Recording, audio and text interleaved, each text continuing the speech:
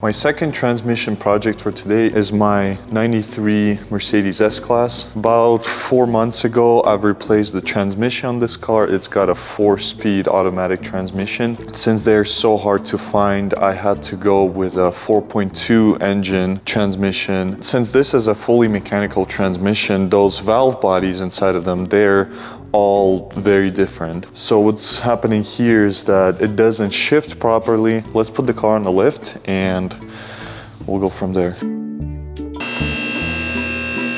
So this is the old transmission that used to be in this car. It is completely destroyed on the inside, but the valve body I bought used, which was a good one, and I will be using that for my current transmission.